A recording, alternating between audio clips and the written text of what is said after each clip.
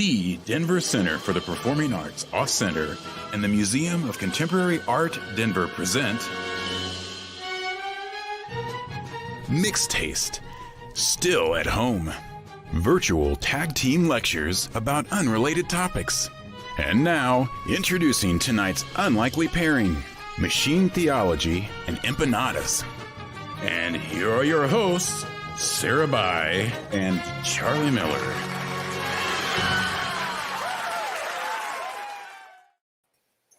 Hello, everyone.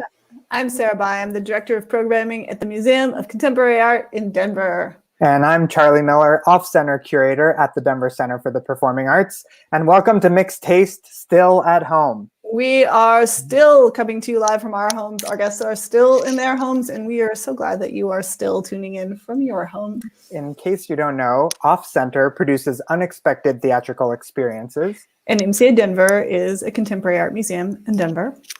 We had so much fun doing Mixed Taste at Home over the summer. And who knows what this summer's Mixed Taste will hold. So we figured let's do a mini series to help us get through the winter. And we're glad you're here to join us. We are coming to you live tonight, and we'd love for you to participate in the live chat as we go. So you can comment throughout. We're going to play a game at intermission. We're going to ask questions of the speakers, and you can win a prize at the end of the show. But you need to log in before you can comment. So click on the Say Something box at the bottom of the live chat area to get started. If you're watching from a TV, it's complicated to comment. So you're better off participating with a computer, a tablet, or a phone. To get the conversation started, here's our question for you. Where do you get your favorite Denver empanadas? Type it in the comment box and we'll show you how it works. My favorite empanadas I took tonight from Maria Empanada because I couldn't listen to a talk about empanadas and not enjoy them. So shout out to Maria.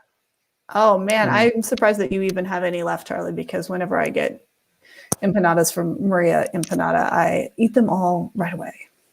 I had to save one just for this occasion. Delicious. What willpower. Oh, look, you've got another shout out for Maria Empanadas. We got some Marias there. Yep. Lots of Marias. Does anyone have favorite empanadas not from Maria's? Maybe is a better question. I see Haley is saying that she likes Cancun empanadas, yellow empanadas, Lazo empanadas. Excellent. So this is how the live chat works. Thanks for participating. Save it and feel free to comment as we go. All right. Well, Mixed Taste is a mashup series where we bring together two experts who each present on different topics, and then we have a live Q&A on both topics at the same time. The rules are simple. The first speaker talks for 20 minutes. Then the second will speak on a completely unrelated topic for 20 minutes. During the first part of the program, no connections are allowed to be made between the two topics. But during the Q&A, anything can happen. Between the talks tonight, we're going to play a quick game. And at the end of the evening, a Denver poet will perform an original poem, which is inspired by what we learned together tonight. But first, we're thrilled to introduce our first ever guest curator for Mixed Taste. We thought it'd be fun to mix it up and invited our friend Adrian Miller to come up with ideas for topics and speakers for this series. For those who don't know him, Adrian Miller is a politician, an author, a food historian, a longtime friend of Mixed Taste, and a decorated Mixed Taste speaker. So please welcome Adrian Miller. What is going on, y'all? Good to be with you. Hello, Adrian. So happy to have you. Yeah. Tell us a little bit about what it was like and what you were thinking about in curating this little mini-series with us. Well, you know, I'm just such a huge fan of Mixed Taste. It just brings so many things together that I love. I tell people I'm a curious guy with an appetite. That's why I write about food stuff.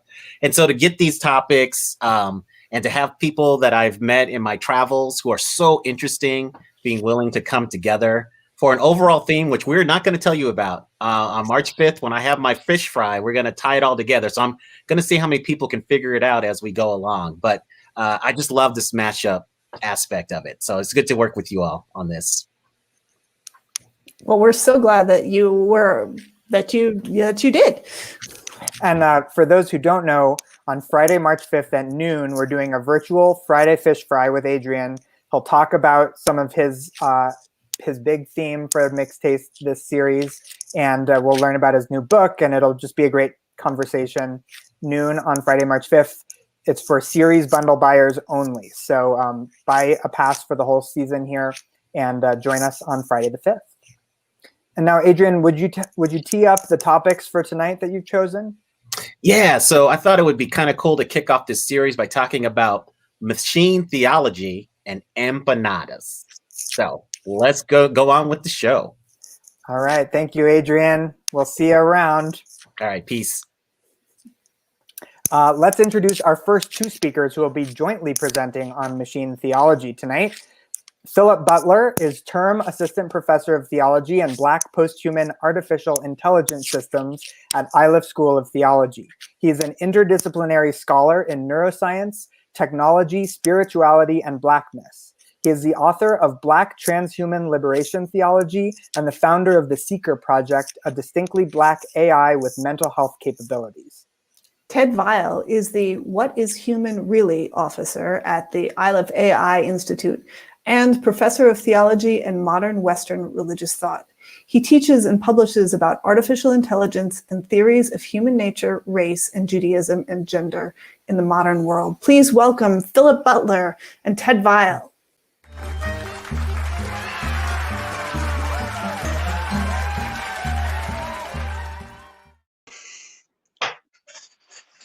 Hey, everybody. It's always good to have your name in lights. Really glad to be here. I'm Reed-Butler. I'm Ted Vial, and this is going to be fun. Thanks for having us. I love Mixed Taste. Yeah, really excited. So we're going to actually be talking about machine theology, as you can see as the title of our presentation. But I want you all to have in mind a few questions that you would like to ask machines, because we thought about this in our preparation, that it'll be really interesting to actually include machines in thinking about machine theology, because if we were to talk about machine theology, we probably do it a disservice, seeing as we're probably not machines, or are we? And so with that being said, I think we're gonna start off our presentation. We'll give you guys a chance to listen to our machines. Let's hear them. Theology is important because it has nothing to do with what we are now discussing. From its nature, therefore, this opposition presents a weakness and degenerates into metaphysics. This is the ground for determining the religious sentiment in that which is to be determined. The system is not only to produce the individual, but, as much as possible, to allow every man to seek his own course. So the first sentence is supposed to be a joke to show that machine theologians can also be funny. To have a talk about theology, to say that theology is important because it's not what we're talking about now. But I also want to ask for the rest of the paragraph, if it makes sense to you, if the words mean anything, if it's the kind of thing that you're interested in, or if the kind of thing that just makes your eyes glaze over. Right. So I think we're going to have to pull up our second voice. And so this is a different perspective. Theology is important because it reflects God's liberating activity in the Black-white struggle. It is a theology of the Black community as it seeks to break the power of white racism. And so what you're probably well aware of is that these are two kind of wildly different perspectives in terms of like defining what theology is. And I think that it's important for us to keep this in mind as we move through our discussion, like mainly because each of these bots were given two different data sets to deal with. But as a result, we have some totally different outcomes in terms of the way in which these two bots were talking. And so I don't think I mentioned it earlier, at least maybe not explicitly, but whatever questions you do have in mind for the robots, go ahead and type it into the comment section, and we're going to try to get our bots to respond to you sometime tonight. Let's I think we can move on to the next one, because the real question is, we still have a few more things to go.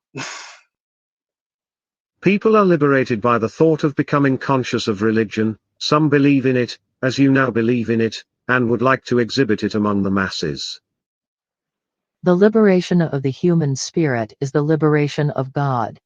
I am not speaking of the liberation of the soul.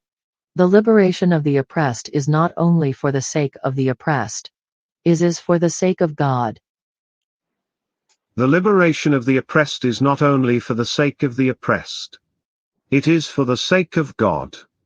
But how can this be in any way connected with the fulfillment of our earthly and sensuous great duty? The liberation of the oppressed is a liberation for all. It is a liberation for the oppressed because it is a liberation for all. So we gave these bots a chance to kind of go back and forth, and so I think it's important to think about this back and forth, right? Because these are two different spaces, and roughly in many cases almost two different machines. And so with that being said, we actually took the output from one of these robots and then input it into the the input for the other robot, and they kind of went back and forth that way. And so we basically took the output on the importance of religion, asking the Schleyer bot first, and then took the first answer and inserted the cone bot, and so on and so forth until we got to the end. And so we have one more question for these bots for us tonight, at least at the moment. I think God is at work in the Black community. I don't know what it is, but I know that it is not good for Blacks to be poor. It is not good for Blacks to be poor in white oppressors' land. I think God is on the same side with you when you think that religion can never, in its whole nature, be pure and complete. Great. So All right, we so have this is the question. Go ahead. So where the question is, who were we actually listening to there? And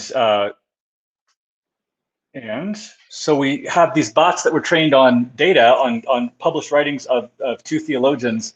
And so one of the questions is, what is the relationship between the theologians and the bots who are trained on their data? And so we're going to tell you just a little bit about the human theologians, and then we can talk more about the machine theologians. So this is James Hal Cone. He is the source for the Cone bot. James Hal Cone recently passed in 2018. He's the father of Black theology. He grew up in Bearden, Arkansas. He was a longtime professor at Union Theology in New York. And so his work is prolific in that without him instantiating some two very powerful pieces in the late 1960s, we would not necessarily have Black theology at all, really, for at least in the way in which it was shaped. And so we used two of Cone's writings, an earlier piece, Black Theology Liberation, and a later piece on the Cross and the Lynching Tree. And so these two books became the primary data set for that fed the Cone bot. Friedrich Schleiermacher also has a father name. He's known as the father of modern theology. He's German. So everything you heard was in translation. He lived at a time of huge change in Europe, and his viewpoint was that theology was not really about doctrines or ideas or what was true, but it was about a feeling that people experienced the infinite and the finite, or where they experienced awe in front of the universe, and that's the core of religion, that theology was trying to simply say what that was. So we trained the Schleiermacher bot on a bunch of different kinds of writings. He was a very famous preacher, so we gave him several books of his sermons, sort of a diary or journal of his that he kept, and then his famous book from 1799, which is kind of a transformational moment in the history of theology, called On Religion, Speeches to Its Cultured Despisers. And so the slide here about waking up is going to kind of give you a sense of the imperfect outputs that we get, and some of what it reminded us of. I believe that the liberation of the Black community is the liberation of the white community. I believe that the liberation of the Black community is the liberation of the white community. I believe that the liberation of the Black community is the liberation of the white community. I believe that the liberation of the Black community is the liberation of the. And so when we were training these bots, or these chat bots, right, seeing that in the comments, right, conversational bots, right, and so when we were training them, what we were finding was that not all of the outputs were perfect, and even some of the ones that we chose for tonight were snippets of what actually came out.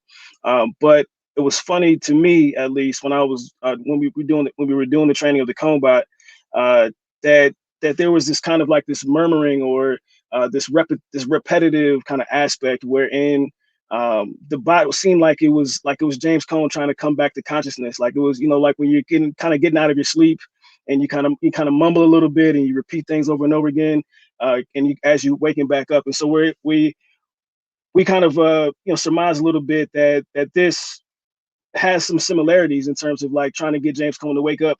But the question becomes, right, is it James Cone waking up, or are we waking up a specific version of James Cone, or is this kind of a semblance of consciousness as it is kind of being presented within these robots themselves? So these are our representations of the two theologians. You can see their birth dates there. These are sort of matrixized pictures of them. And like in contrast with the earlier images we showed, these have fewer colors, these images, less depth compared to the photos or engravings of the humans. So this is supposed to look not just sort of technological, but one of the reasons why I think the answers of the bots are different than the answers of the human theologians or the text of the human theologians is that in a sense the humans are also trained on experiences or on data. But James Cone and Friedrich Schleiermacher had a sort of fully rich set of data as they grew up in their lives, as they read, as they interacted with people. And the bots have just what we told them. They have 2 books for the James Cone bot and about 3 or 4 books for the Schleiermacher bot. That raises the question: if we could have a powerful enough computer with enough data to equal the data that a human being experiences in their lifetime, could the responses of a machine bot become as rich and as full as the responses of a human? And it raises the question of what is actually the essential difference between a human and a bot, and is it simply the amount of data or the amount of experience that we've been exposed to?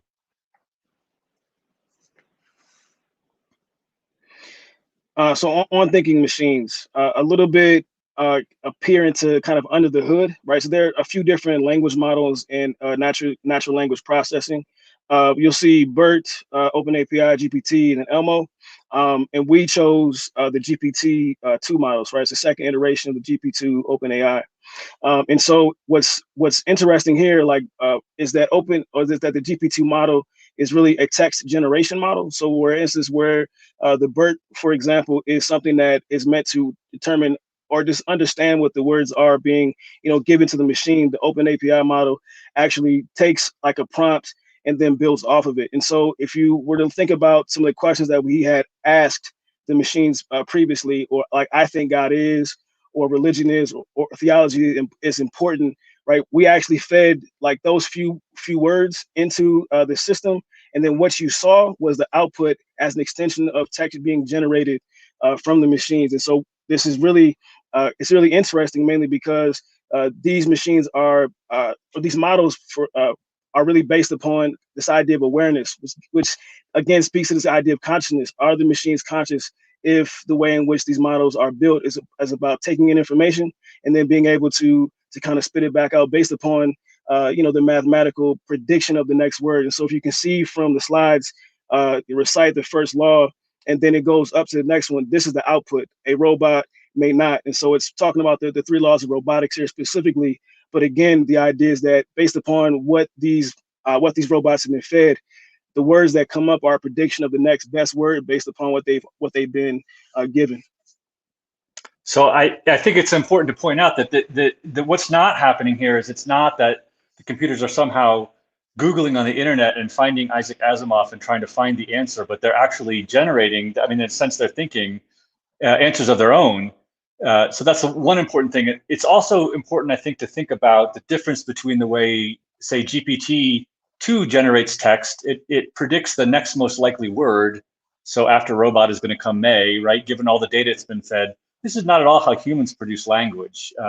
Humans sort of have a shape of an idea that is linguistic, and then they find the right words for it. But it's I don't think anyway that when I'm talking, I'm trying to predict the next most likely word that's going to come out of my mouth. It feels like I have an idea in language and not just word to word to word. And the next slide. And so just kind of building off what Ted was saying, right? This idea where language becomes the foundation here. And so on this slide, you'll see various cave drawings, hieroglyphics, kind of ancient text, and a bit of a code here. And so the idea is more or less, right, that similar to like the rich lives and the ability to express oneself based upon the experiences that one has, or the things that one comes in contact with, or the books that one reads, right? The idea is that similar to them, these robots are, making assertions or making decisions on what to say based on the language that they're fed, right? We talked about in the beginning how the Schleiermacher bot or the Schleier bot and the Cohn bot have two distinctly kind of different outcomes. But again, it's based upon the limited aspects of what it is to be, to be a machine fed a different set of data, right? Because mainly what we're talking about here is on a base level, the algorithm is the same, right? For the most part. The training data set is roughly the same, but when we come here and we add the actual data set that we wanted to run on, right, these are two different sets of data or ideas or languages altogether. So one thing you might think is like, hey, these are just they're machines. They have an algorithm, but basically they're just a chunk of text, a lot of words bagged together, and that's really not what humans are. Schleiermacher actually is one of the things he's famous for is making the argument that humans, that what makes us essentially human is not necessarily that we're rational, but that we are expressive, that we can create things, and that we can, in most cases, put those things out in language. So there's a sense, at least to that theologian, to Schleiermacher, that what humans are is essentially linguistic. And so the fact that the bots are basically algorithms and sets of words is not so dissimilar in a way that from what Schleiermacher was arguing. Yep. So machine speak. And so this is roughly has to do with kind of two different examples, right? One primarily being the one in Facebook in 2017, where the Facebook programmers were determining, were turning on an AI that was pretty much autonomous. But what ended up happening was the AI began to generate code that was illegible to the programmers themselves. And so the AI began to work faster, but the human programmers could not keep pace, and would suggest that, the AI that they built was constructing and learning a new language that was specific to itself, and then kind of went off and did its own thing. But subsequently, what we find is that Facebook shut it off. And so it seemed to go too far ahead, but also without human supervision, we see that these machines can go off and do something. But the question becomes, will humans allow that to be the case?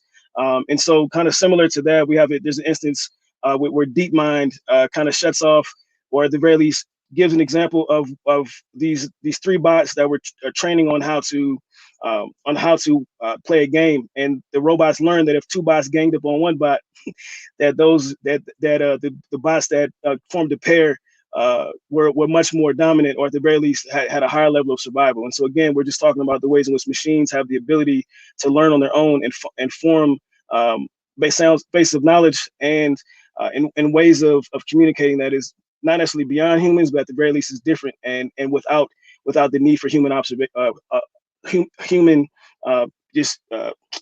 what I'm looking for? Having humans, help me out, Ted. Have humans not observe, right? It's yeah. Funny, man. Yeah, no, but, oversee. Yeah, thank you. Appreciate it. Next slide. Man. All right, so I'm supposed to ask you a question, Philip. So we trained these both bots, and actually we gave more text to the Schleier bot than to the Cohn bot, and yet I don't know what the experience of folks in the audience is, but for Philip and for me, it was pretty uncanny how similar the Cohn bot sounded to James Cohn. I mean, just sort of spot on the kinds of things, and even the same sort of cadences and words that James Cohn would use. And the Schleier bot was a little disappointing. Didn't always make sense, didn't really sound that much like Schleiermacher. And I'm just curious, Philip, why, same algorithms, why did one work so much better than the other? Right. So I think there's a couple of different factors here, right? So, and when we said earlier that these two bots were trained on different data sets, but kind of similar algorithms, right, and similar training data, the idea is more or less that the slime marker bot was actually trained on the GPT-2 extra large library, where the cone bot was primarily trained on the GPT-2 large. So we have a difference, right, in the actual training data. But then even on top of that, we're thinking about the ways in which slime marker we're training on slime markers translated text, right? Slime marker is a German theologian, and so we're dealing with text that were that came over from a translation. And so even the things that would make sense not only in its German context, but just linguistically from the time, I think it was the 19th century that we talked about this, there's just a whole different kind of era. And so words definitely have kind of different carryover. And so there's if we look at that combined with just the size of the data sets themselves, right, then you're probably going to have less to convolute or swallow up the data set in the large model versus the extra large model being something that could potentially kind of overtake and dissolve most of the slime marker data set. So what do you think? Yeah, I think okay, that's great, and I'm curious. I'm curious about the ethics of what you and I are doing right now, Philip. In a sense, we're using the words of Kohn and the words of Schleiermacher, and we're putting them into a machine. And the Kohn one, anyway, it sounds so much like Kohn that there's a question of like, how present is Kohn in the Kohn bot? And it would even be tempting to ask the Kohn bot like a question around, what do you think of the insurrection in DC on January 6th? And is the bot now speaking for Kohn, paraphrasing Kohn? Do we have any responsibility to Kohn to make sure that the bot is accurate to the kinds of things he would say? Is what we're doing okay here? Yeah, no, I think that's fair, right? I think that was one of the first things that came up for me, because it was like slime marker had really no knowledge of what AI was, right? And not to say that Kohn was an AI expert, but at the very least, I think you could argue that Kohn may have had some awareness of what AI was, or this idea of extended life, and so our responsibility, right? I think that's a really good question, especially because it speaks to the way that that if people were to take this. Take these inferences seriously, then they would put something. It would put something on not only the bot, but also the creators of it, right? So it sounds like a question of liability on some level. But I'm also wondering about, well, not necessarily wondering. I would say that it would become also problematic, mainly because we've created these to be robots around theology, and so which also kind of talks about the type of AI that these are. These are narrow artificial intelligence agents, which says anything outside of their purview might become an issue in terms of their own intelligibility, but something that they're not even viable to begin to speak on. Yeah. So I feel a little better because we're doing this for mixed taste, and we're not building. We're not Google, right? We're not trying to sell this, or we're not selling it to the military. Let's go to our last slide. Final thoughts on theology are not always clear, but it is clear that Black theology is a theology of the future, a theology of the past, and a theology of the present.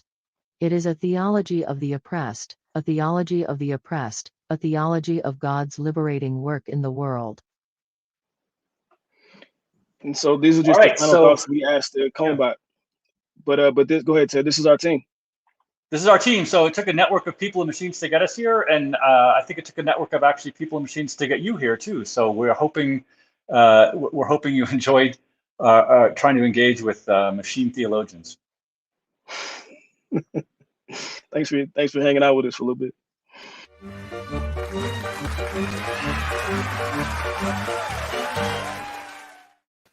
Thank you, Philip and Ted. Wow.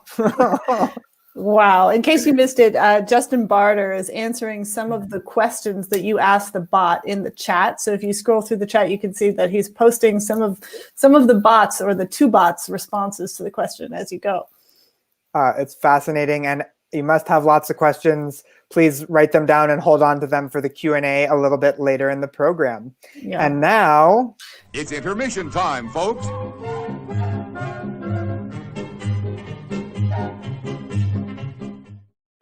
And for intermission, we're going to play a little game that we call Red Hot Chili Peppers.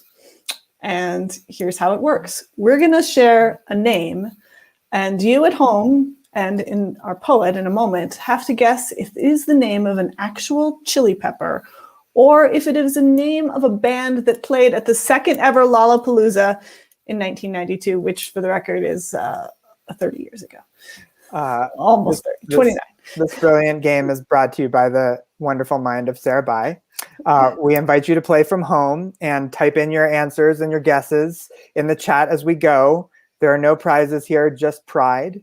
And we're excited to welcome tonight's poet, James Brunt, to play as well. Welcome back, James. Hello. James. Game time. Game time. It is game time. All right. Are you ready for this, James? I'm ready. So ready. All right, let's begin. So Charlie's going to bring up the first slide, and you have to guess if this is an actual chili pepper or the name of a band that played at the second Lollapalooza in 1992. Here's your first name. Sugar Rush. Is this a band or a pepper? Sugar Rush. Actually, let's go band. Let's go band on this one. I love me some sugar. It's a pepper. Oh, It's a pepper. good guess. Sorry, I'll leave a little more time so people can make their guesses in the chat as we go here. Yeah, you played us. You played us on that one. Yeah, and look, I think that the folks at home are guessing band on that one as well. All right, here's our second name that we've Ready? got. Here we ready. go. Okay.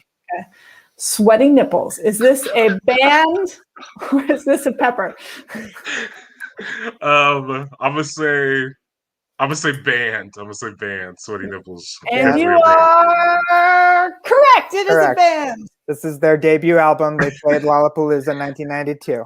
And someone at home mentions that Sugar Rush is also a band. That may be true, but they didn't play at Lollapalooza in 1992. Ooh, somebody's fact checking. Dang. They are. Okay. Here's your third name to guess, James. Cowhorn. Is this a pepper or is this a band? Let me go pepper. I'm gonna go pepper on the cow. Pepper on the cow. What about you at home? Ready? Wait for it. Yeah. Okay. It's Let's go. Good. Very good. That's excellent. You may recognize this one from New Mexico. Yes. All right. Ready for the next? Let's do it.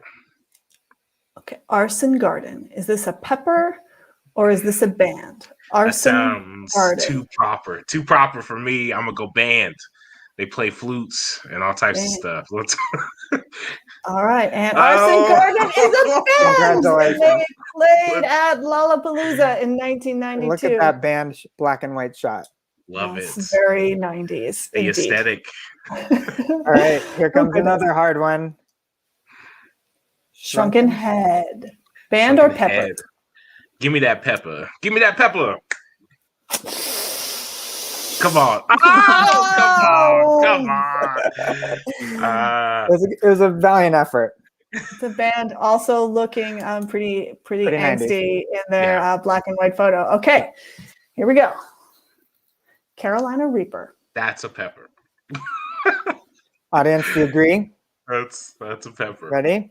I hope it better be. Okay. It's a pepper. I believe this is actually the hottest pepper in the world right now. And when you see full pictures of it, they all have this freaky little tail at the bottom, which reminds me of the devil. And that's going to be how it tastes. It's pretty distinct looking, which is good, so you can easily avoid it. All right, here's your last band or pepper for the night, and it's a tricky one. Here we go. The Sometime Sweet Susan. Is this a band or is this a pepper? That's so tricky. Give me a pepper. I would go pepper. Sometimes sweet. Is that your final answer? That's our final answer. Come on, pepper. Okay, Come on. audience, you agree? Sometimes Sweet Susan. Come on. Sometimes sweet. Band. Oh my The band, and they played Lollapalooza in 1992. Susan did me dirty. Oh, Well, James. Delicious pepper. New peppers come out all the time, James. Maybe the next one you can name. Yeah, I'll name it after me because I'm spicy. All right. Well, thank you. Thank you for playing along with us, James. Thank you for playing along at home. But James, we'll see you back after the Q&A for your poem. See you soon. And now, on with the show. I'd like to introduce our next guest who will be teaching us about empanadas. Sandra Gutierrez is a national expert on the subject of Latin American cuisines, their history and evolution. A journalist, culinary instructor, lecturer, and food historian, her work has appeared in publications internationally, including the Washington Post, USA Today, Food and Wine, Southern Living, People en Español, Cosmopolitan Latina, and many others. Her books include The New Southern Latino Table, Latin American Street Food, and Empanadas, the handheld pies of Latin America. Please welcome Sandra Gutierrez.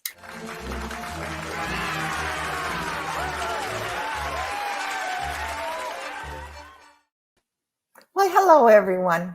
I'm Sandra Gutierrez, and I'm a food writer and food historian. I'm also a very curious person, as most of us people in the food industry are.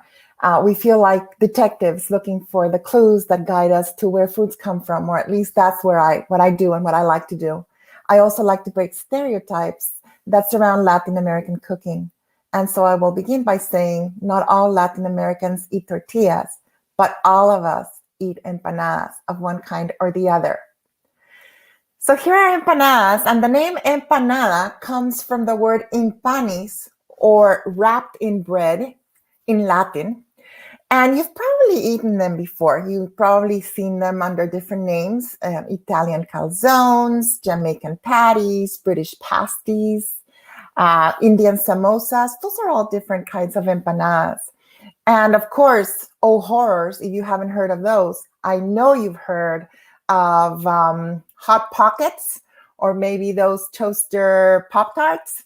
Those, my friends, are also different kinds of empanadas, although we in Latin America do not recognize them as such. However, all of the empanadas, even the Pop-Tarts, they all originated in Persia, which is today's Iran. Empanadas have an early history. I like to say an early history of wars, of conquest, and of religion. We can trace the first empanadas back to the year 250 BCE. And yes, soldiers used to encase meat in different kinds of wheat coatings that were not necessarily edible at first. They were made with wheat and salt and water. And they were inside of them, you would find meat, fat, usually tallow or lard, and fruits that were all very tightly packed together. They were very flavorful and very rich in calories. Anybody from Denver knows what elk bars are, or beef jerkies, things like that. That was the equivalent for the soldiers in the Muslim and during the Ottoman Empire. And with times, empanadas continued to become very popular with the nomadic cultures because you could hold them in your hand and travel with them. It was in Spain, though, when the Ottoman Empire takes over Spain in the year 711, that empanadas get their name. Empanar, which means in bread in Spanish. So that's why I've said that there's a history of wars and conquest in empanadas, but there's also a little bit about a religious aspect. And after hearing our previous speakers, I'm going to say, wow, I don't know what the robots would say about this, but did you know that in ancient sculptures, particularly in Santiago de Compostela in Galicia, Spain, there are ancient stone sculptures found in the cathedral on the right-hand side of the Pórtico de la Gloria that showcases the different punishments that awaited those who sinned. So first of all, we do have portrayals of pilgrims who used to travel looking for Santiago's or St. James's tomb. And the depictions show them carrying empanadas just like the soldiers had done before, but at this time they were religious pilgrims. But in these reliefs made of stone, they'll show you some different punishments that they would give people. Like the glutton would actually, that empanada that you're looking at there is a strawberry empanada. We'll probably go through this show a second time to show you the photos, to show them to you a little bit slower so you can see. But One of the punishments depicted in Santiago de Compostela is the glutton that is punished to spend eternity trying to eat a fish empanada. And we know it's made with fish because it was stuffed with bones, fish bones, and trying to eat it while at the same time a snake was strangling his throat. Ouch. Luckily for the rest of us, empanadas are something of pleasure and great thrilling adventure and not of punishment. Today, we find empanadas in Europe, we find them in Italy, we find them in Portugal, we find them in Greece. Yes, spanakoppitas are also a kind of empanada. But you'll also find them in the Philippines, in Mexico, in Cuba, and wherever the Spanish colonized and conquered. Now, as Charlie said at the beginning, you can also find them in Denver. You can find them in New York. You can find them in Chicago. I bet you probably thought I was going to say you'll find them in Texas and California and New Mexico and Florida. And yeah, that's a given. Those areas were also occupied by the Spaniards for a long time. So empanadas are part of the repertoire, food repertoire there, but you can find them very, very close to home. Now, the most common empanada recipes that you're going to find today are those made with a wheat base or a wheat pastry, like the one that you're seeing on the screen. And that one in particular is made with white wine as the liquid, very much so in the tradition of Chileans that in South America will make pastry dough with wine. They have an abundance of wine there, but imagine an empanada that the dough is so delicate and flaky because the wine has made it tender and crusty and almost like phyllo without all the work of a phyllo dough. Now, there are two different types of empanada dough that you'll find that are wheat-based. One of them is the traditional empanada dough that you can probably find in the store nowadays.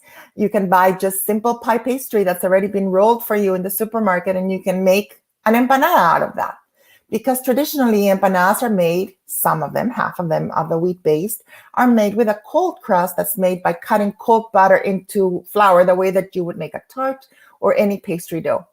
But Latinos, we love to break the rules. And so in Latin America, we have a second wheat-based empanada dough, and that is made with hot lard and hot water. So nothing cold. The French would probably scream right now thinking, how does that form pastry? But actually, if you mix the same ingredients, but they're hot, into a dough, you produce a bread-like kind of pastry crust that's actually very much like a ciabatta kind of pastry. So it stays very crispy, very tender inside, but very crispy outside, and it bakes like a bread. And it can also be fried, deep fried. Once it deep fries, it actually bubbles up and it becomes, again, like phyllo, but like a deep fried phyllo. It's completely different than your butter-based pastry. So because I'm a food writer, I'm going to have to give you a little bit of cooking lessons today. Let's go to the next one. The most common fillings that people think about with empanadas are those made with meat. And again, this one is very much, this one is an Argentinian empanada filling, and it is very similar to those original fillings in Persia. So you have the raisins, you have the olives, you have the sweet spices like cardamom or cinnamon. You've got tomatoes and peppers and onions. So you've got sweet and savory, and each bite is going to produce something different. Let's go to the next slide, please.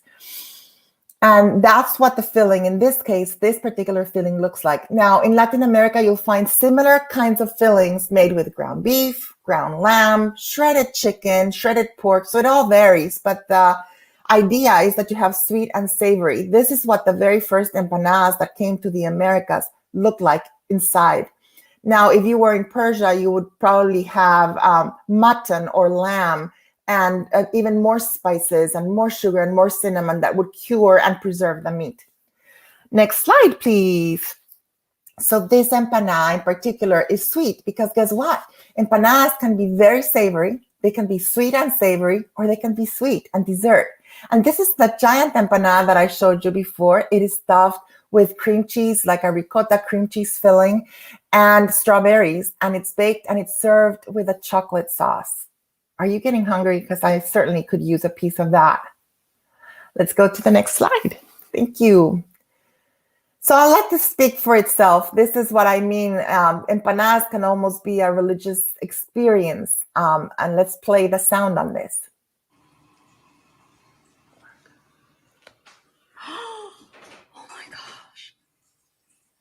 One of these empanadas can make a believer out of anyone, I'm sure. This is a pascualina. And a pascualina is a giant empanada. You'll find them in Italy, but they're traditional also in Uruguay, Argentina, and Chile. And they're made with greens, normally kale or spinach, and a cheese filling. And always, always they're stuffed with eggs, which will bring us back to the religious issue in empanadas. Today is the first day of Lent. And I find it interesting that this talk is happening today because this is the kind of empanada that religious Catholics will eat on a Good Friday or on an Easter Friday during Lent, because you're not allowed to eat red meat. You're not allowed to eat any meat whatsoever. And so we know, though, that the use of eggs in empanadas goes all the way back to Persia. Ancient Persians actually would stuff eggs into their empanadas. It was another form of protein. And then during the Middle Ages, Europeans started doing the same. Now, why do we find the exact same empanada or tart or pie in Italy that we find in South America? And that is because in the 1900s, at the beginning of the great migration that we know of here in the United States, where we had migrants from Europe entering Ellis Island, the exact same thing was happening in Latin America. Italians were suffering. They were very hungry. So were the Irish. We know that the Europeans were going through difficult times. And the Americas offered them an opportunity to come and create a better life for themselves. So empanadas are also a way of showcasing how hope and how different traditions melded in a new territory, and different peoples brought their different traditions together and melded them into one. One of the interesting things about empanadas, I think I can show you in the next picture, is that most of us think of empanadas as half moons. And so I'm going to show you more or less how to fashion a half moon traditional empanada. You first roll and cut the dough, and then you will paint it, or I paint it with some sort of glue to stick it together. It's important for the wonderful filling that you're going to put inside the empanada to be sealed inside so it doesn't seep out. Now, that filling can be anything you want, really. Traditionally in Latin America today, we will use bits and pieces of things. In this case, I have a filling made with ricotta, spinach, and pancetta, very much again in the Italo-Argentinian fashion. But it could be Nutella and hazelnuts. It could be peanut butter and jelly. Why not? Some countries in Latin America will actually stuff them with blue cheese and walnuts. Or you can have them Italian style again and fill them with tomato, mozzarella, and basil and call them caprese empanadas. Or stuff them like a calzone with salami and cheese and ham and call them napolitanas. So all of these traditions continue. Once you put your filling in the empanada, you want to make sure that it goes in the center. And you have two options here. You can actually put a separate disc on top of it and just crimp it around the edges and form a ravioli. Or you can do as I show you in the next picture and fold it in half, trapping the filling inside. Now this is key. You have to be very careful and remember not to be too greedy with the filling. The filling and the pastry both complement each other. Too much filling, and like that glutton in the wall that I was telling you about in Santiago de Compostela, you will just explode from eating because the filling will actually burst the empanada and the pastry open. So you only put enough of the filling to encase it within the pastry, but it has to be very, very well flavored so that when you eat it, you find that the pastry has flavor, but that filling really, really shines. Let's see the next one. So here I'm showing you again after you can see the paint there, or the egg wash that I've used there. And you're going to use your fingers to close the empanada down, no matter what shape it has. Because some empanadas are shaped like footballs, literally big like footballs. And they're filled with stews that are saucy inside. I'm talking about the salteñas of Bolivia. And what people do to those is they will actually pull the bottom of it, suck up all the juices, and then bite into it. but there's stews in them. So whatever it is that you want to fill in it, you fold it and you crimp it with your fingers. Let's see the next. Here I'm showing you a different kind of dough. This is the kind of dough that's made with the lard, the hot water, and wheat dough or wheat flour. And you knead it and you make this bread dough that it's very, very stretchy. It's not short like your pie dough, but this is very, very stretchy. And then you're able to give it a special fold. Let's look at the next photo. This is the way that most people will crimp their butter or short crust empanadas. And it's a good way to cheat when you're new at making empanadas at home, even with the bread dough.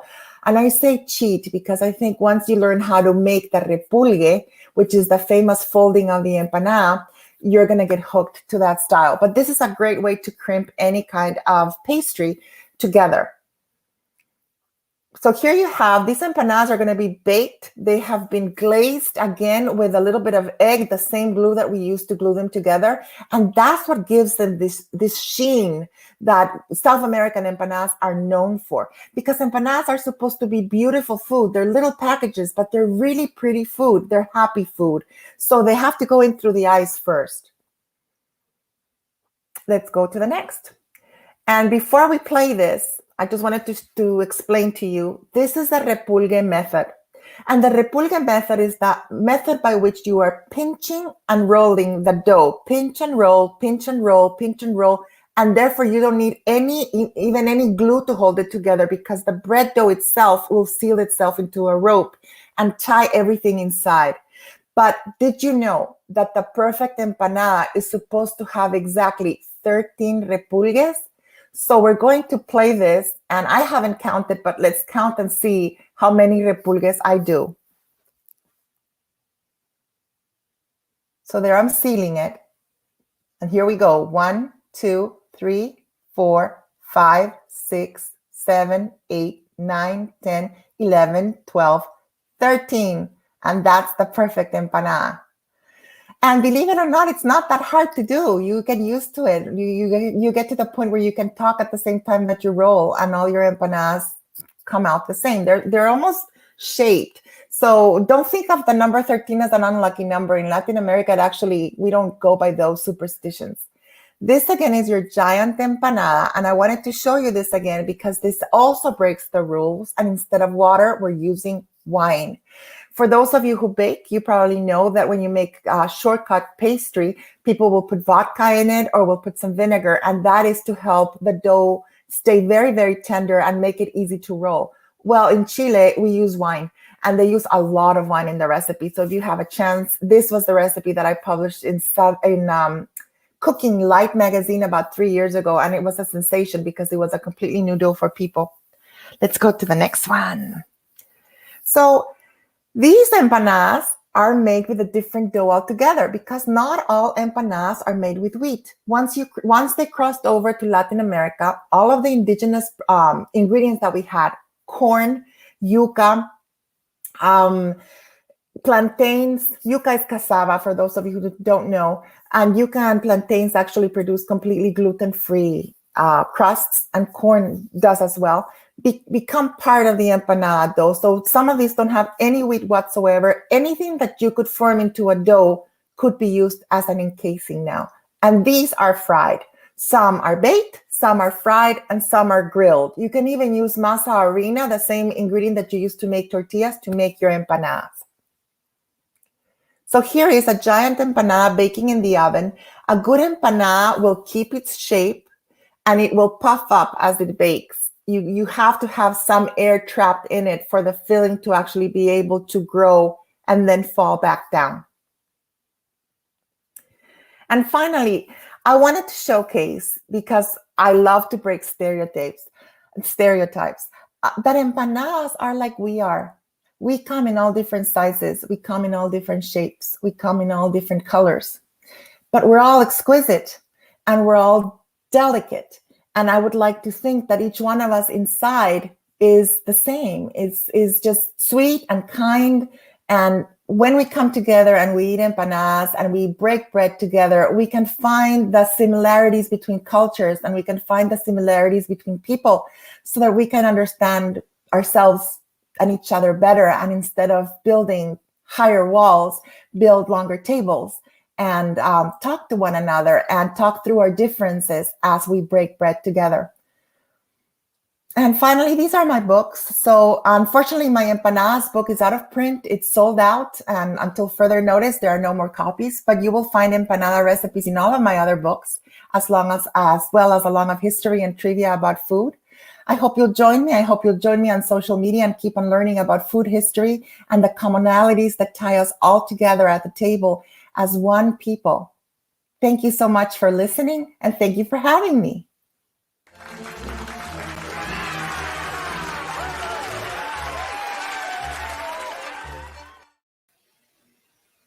Oh, thank you, Sandra. That was wonderful.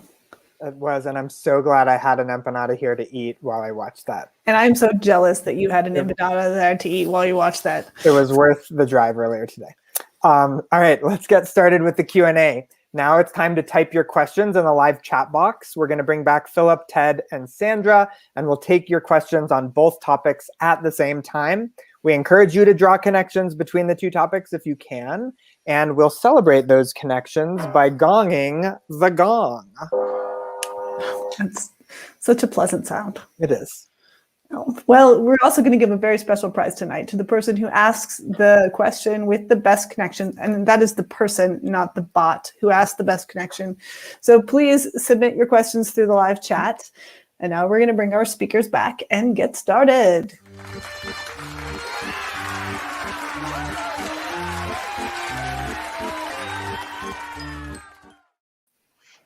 All right, welcome back, Sandra, Philip, Ted. All right, we're all out of order, so let's mix it up a little here and start.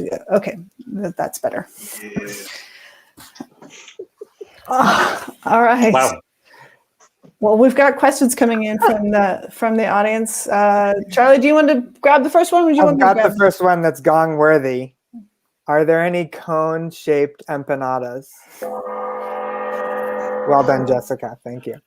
Yes, there are. There are cone-shaped empanadas. They are triangle-shaped empanadas. There are round empanadas, square empanadas, envelope-shaped empanadas. Actually, in Chile, some are shaped like envelopes. There's a shape for every empanada.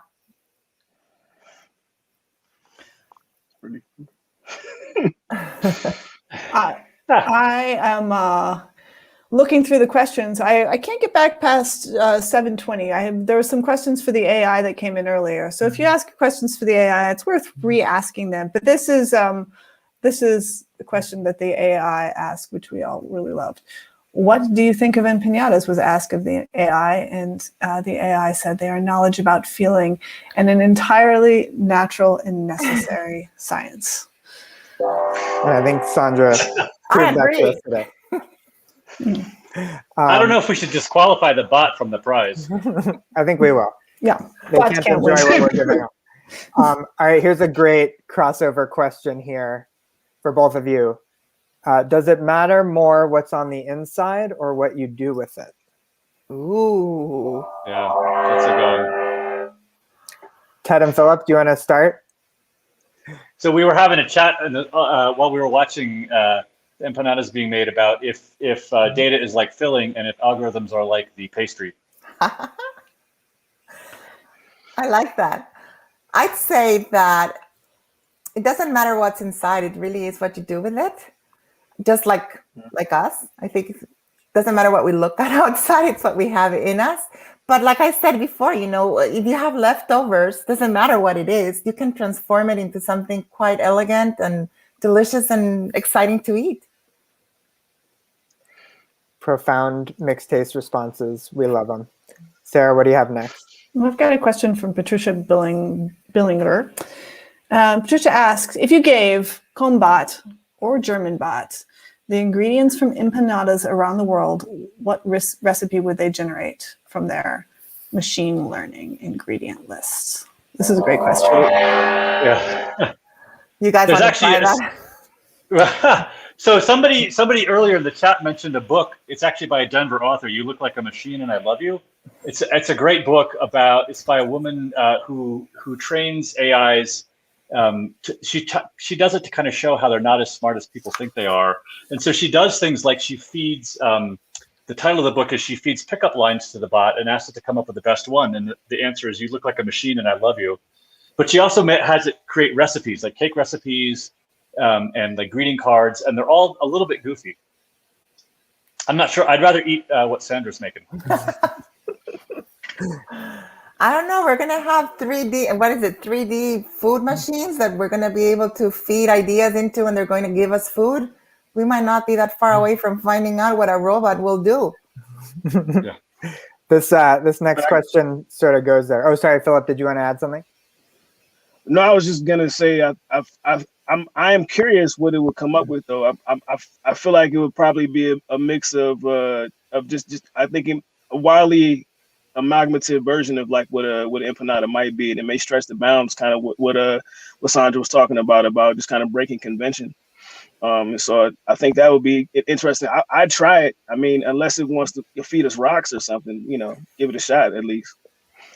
Ron asked a similar question. Since eating empanadas can be a religious experience, why not put Sandra's cookbooks into a bot? What would happen if we put a cookbook or a bunch of cookbooks into the bot? So Sandra, would you get the royalties? I like that question. That one should win. I don't know what would happen if you put a cookbook in a robot. But any of you, maybe we're too old, maybe I'm too old, but do any of you remember the Jetsons, and they had a little robot that used to cook? And remember? Maybe we could get one of those robots with a little apron who would cook from the cookbooks for us. I'd go for that.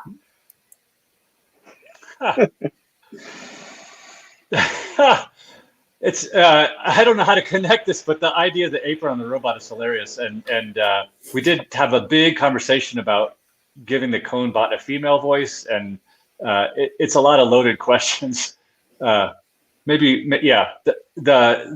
lot of AI is kind of gendered, right? Like Siri and Alexa. It's interesting to think about how people make those choices. Well, I want to liberate the apron. I think it's enough with being, it could be a man or a woman, but we need aprons. It's a good way to keep the laundry prices low at home, let me tell you. Well, we had a question come up, and this was so far back in the questions that I can't get to it to call it up. So I'm just going to do my best from memory. But they ask why you first translated the text for the German bot into English and then fed them into the bot. Would it be different if you took them in German, fed them into the bot, got the answers out in German, and then translated those answers back into English? Would that affect the way that you understood the bot? So oddly enough, all coding languages still end up English anyways. So like if you look at like the Rolodex of like various different types of coding languages, you may have an API or just like a framework that is initially in a different language, but it still has to be translated through English in order to make its output anyways. And so you're already talking about like different layers of just kind of overlapping different forms of primary language with English again. So it seems like it might as well just kind of skip some steps and let the people do that part of translation on some level. I would just like to see a bot with a Latin accent, please. Yeah. It took us a while even to I think that's what we're talking about, like the diversity of languages, like or in representation. Like when we had that conversation about which voices to put on top of it, we tried to go on some ways like as far away as possible from the authors, but then we had to deal with what Amazon or some of these like voice to text options are, and this is where we got stuck. Yeah. But Sandra, Philip actually is building Black AI and eventually sort of a lot of culturally appropriate AIs, because the default is to whiteness all the time. Yeah. It's everywhere, isn't it? It's everywhere. It's everywhere. That's funny. All right, here's a great question from Hildy. Which is more than the sum of its parts, bots or empanadas? Oh. Hey, that was got my vote. I don't really, that's my vote right there for the best question. What's your answer? My answer? Oh, fine. I mean, we'd be here all day, man. So the short is this. I say the empanada because the bot has like very specific parts, and like we know how they function. But if the empanada is its own religious experience, then there's something there that maybe is not in the bots to give us a different type of experience altogether. And I would say the empanada, I would agree with you, mostly because you never know what's going to end up inside an empanada. It depends on what leftovers or what bits and ends you have in your refrigerator that day. Those are great points. And I think it kind of relates to this next question I'm going to pull up here from Lily. Lily asks, code and recipes rely on replication. Is anything lost in replication? Can a theologian or an empanada be replicated perfectly? Wow. That's a great question. I mean, actually, like a recipe is a great example of an algorithm, right? It's just a list of steps. I don't know. It's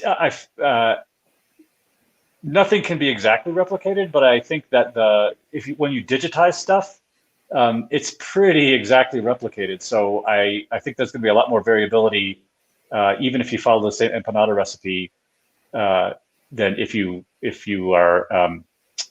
I don't know. Our bots gave us different answers when we would ask the same question, though. I take it back. Yeah. I was gonna say the bots seem to be like much more variable because they're playing around, and so every time it tries to like do a test run, it's willing to predict something different, like just to get it quote unquote right.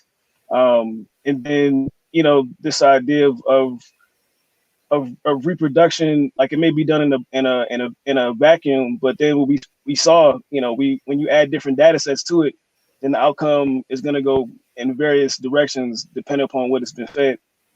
And recipes are not perfect formulas unless you're baking, and it's something that you have a formula that you have to follow to create a chemical, interaction between ingredients that has to work a particular way. But when it comes to cooking, which is what empanada is, it does combine by baking if you're baking the dough rather than frying it. But when it comes to empanadas or to any other recipe of cooking, I like to say the formula is just an idea. It's just a roadmap. And then you can take it wherever you want. And in fact, I don't understand why people don't share recipes and they become so jealous of their recipes. Recipes are just ideas. And the point is to have people create their own and make them their own food and their own ideas in flavors. That is Beautiful. A perfect segue into our next question from my friends Detlink Bloom. The best empanadas are made by people, not machines, because they are full of soul and heart, not just basic ingredients. Is that also true of theology? Ted and Philip, what do you think? I'm going to say no. I'm going to say no. I'm going to say no. I guess because given the way the robots try to respond, they're trying to respond in a way that's like understandable to us. And so like it may be gibberish to us, but the question becomes, do machines in their machine theologizing actually need to make sense to us? And is that like a version of machine love to other machines, right? We've never been machines, so I can't really say we know what machine love ingredients need to go into expressing the theology to other machines. I love the silence. That's deep. I'm just thinking what this all would sound like after we both got high. Oh man. And then made empanadas. I will say that doing this project with Philip and trying to train the bots, we had some amazing conversations, at least as good as we've had when we've been interacting with human theologians. I bet. All right, I've got one more here tonight, and here we go. If we could put all of Sandra's knowledge into a robot, could it make empanadas that are just as delicious as hers, or is it the love that goes into cooking that makes them an irreplaceable ingredient? Oh. Well, I think cooking is personal, and I think that there is a human connection in food that we often lose when food is mechanized, and even when food is mass produced. I think that we've all had a mother, a grandmother, an aunt, a teacher, somebody who cooked something special for us, and we relate those dishes or those aromas or those flavors with comfort food. I don't think machine-made food has that connection.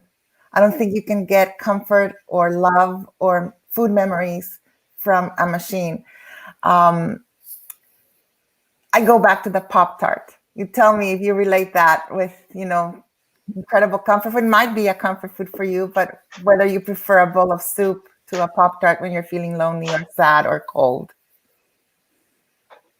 Although I'd rather have can never replace the empanada. Yeah. I'd rather have food made by a machine than a machine made by food. Well, yeah, that's true. Unless you're in a deserted island and you're very hungry. Yeah. Wonderful. Well, thank you all. Thank you, Sandra. Thank you, Ted, and thank you, Philip. Thank you for having us. As usually happens in Mixed Taste, we reached some wonderful, profound depths, and we also had some silliness. Just how we like it. Thank you all. And now it's prize time. Each week, we give a very special prize to the person who asks the very best question. And DCPA's social media manager, Austin Walker, was working furiously in the background, and he's chosen his favorite question tonight and determine who will win the prize. What is the prize, Charlie? Tonight's prize is free tickets to The Whiskey Tasting, an online immersive theater experience produced by the Catamounts in association with DCPA Off Center.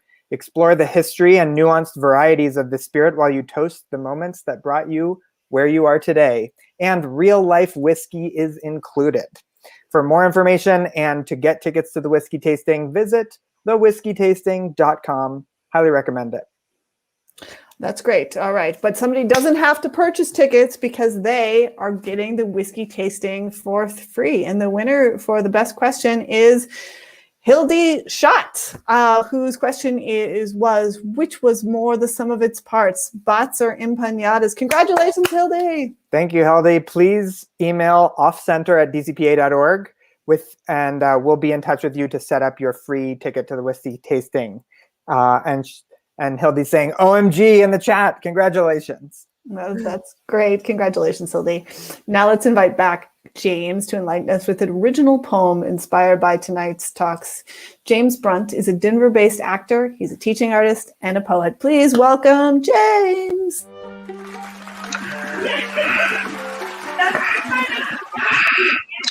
What's up, everybody? I was just in the background typing away with all the great stuff I heard about machine theology and empanadas. So this is what I came up with. Here we go. Give me the data. Give me the specs. Give me something to hold on to. Give me a reason. Give me a taste of the years ahead to survive the life of humanity. Stumbling through the world, trying to keep our hearts open, but our heads tall. But over and over again we fall.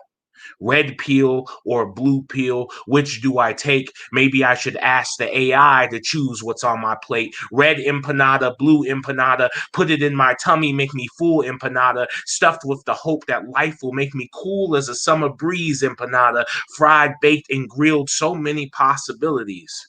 Of longer tables to break bread, of a revolution, of a better tomorrow where we can all not pinch pennies in our pockets and look to God. Or maybe a machine. It seems the data swirling around in the universe is better than the flesh and blood continuously flowing through our being. Not even Morpheus can help me see the oracle of my dreams. Beep, beep, boop, bop. More like, what do you call 3 bots in a room when 2 bots team up on the 3rd bot? They are just trying to become stronger, greater, a force of nature, a force to be reckoned with as time trickles down and we can decide, are we all slowly going insane and the numbers in our head get popped out as words? I guess we'll never know. Thank you.